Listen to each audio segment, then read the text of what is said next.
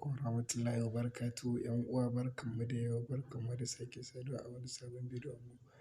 A yau ‘yan uwa muna ɗauke da wani bidiyo wanda zai matuƙar amfanar ku. A yau ‘yan uwa bidiyon namu zai nuna maka yadda za ka yi ka dakatar da mutum saka group ya adin ɗinka group ba tare da saninka ba. Kamar yadda muka sani ‘yan uwa, wani lokacin za ka iya wayan gari kawai ka tadda mutum ya saka group, to kuma wani lokacin mukan ji nauyin mutum. Wani lokacin za ka ji sai dai ka fita group ɗin, amma ba wai don haka ranka ya so ba, saboda idan ka fita group ɗin wannan ɗin ba zai ji daɗi ba. A dai taƙaice ba kowa yake so kawai ya ga ana adin ɗin numban shi a group ba, kamar yadda kuka sani. To jama'a, a cikin wannan bidiyon namu za mu nuna mana yadda za ka yi ka bi kai maganin wannan matsala insha Allah, yadda babu wanda ya isa ya saka group sai da permission ɗinka, abin nufi sai da saninka. Amma ‘yan uwa, kafin mu je ga darasin namu kai tsaye, kar ka manta idan kai baƙo ne a wannan ziyartar channel ɗin namu, kar ka manta ka danna mana subscribe wato alaman ƙararrawa, yadda daga mun saki sabon bidiyo zai zo maka kai tsaye. Mun gode ‘yan uwa, ba tare da na ɓata mana lokaci ba, mu je kai tsaye ga bidiyon namu.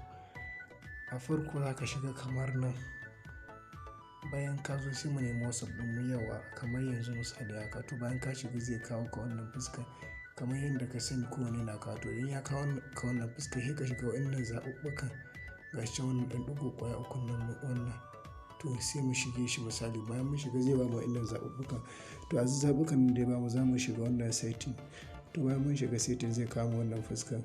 To bayan ya kama wannan fuskan sai mu zo mu shiga nan inda aka rubuta account. To bayan ya kama wannan fuskan zai bamu nan ga su nan zaɓuɓɓukan. To mu za mu shiga wannan zaɓin farko, ga shi nan privacy. To mun shiga zai kama wannan zaɓuɓɓukan. To idan ya kama za mu zo mu ɗigi nan, za mu zo nan gurin. Bayan mun zo nan za mu ga rubuta groups. To sai mu shige shi kamar haka. Bayan mun shiga zai kawo mu nan. To misali akasari idan ka shigo za ka tadda shi a nan ne everyone. To abin da yake nufi everyone ɗin nan, kowa da kowa zai iya adin ɗinka group ko ba tare da saninka ba. To idan kuma ka zo nan my contact ne, sai iya wanda kai saving ɗin number shi ya saving ɗin taka, shi kaɗai sai saka group. To sai mu zo duk ba wannan za mu shiga ba, sai mu zo nan zaɓi na uku inda aka rubuta my contact accept. Misali kamar nan. To bayan zai kawo misali kamar haka sai shiga wannan zaɓin.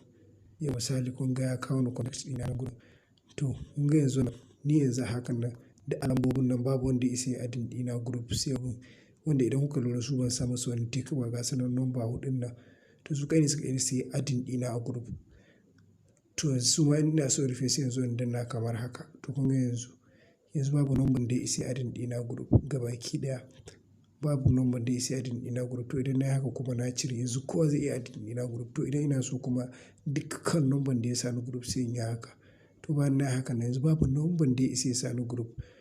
To in kuma akwai wasu iya contact ɗin da na ware ina so su kaɗai ne za su iya sa ni group, sai yanzu in cire musu tick ɗin nan kamar haka. To kun ga yanzu wa'innan duk za su iya adin ɗina group. To kun ga kamar haka. To bayan na zo in danna wannan mark ɗin, to kun ga yana updating. To bayan ya yi haka yanzu babu wanda ya isa ya adin ɗina a group sai tare da permission ɗina, sai an turo min. In na yi join sai in ganni group, idan kuma ban yi ba to babu wanda ya isa ya sa ni group. Yau haka muka kawo muku ƙarshen bidiyon. Mun gode da ziyartar channel ɗinmu mai suna Ɗangata GSH TV. Kar ka manta ka danna mana subscribe wato alamar ƙararrawa, yadda daga mun saki sabon bidiyo zai zo maka kai tsaye. Mun gode.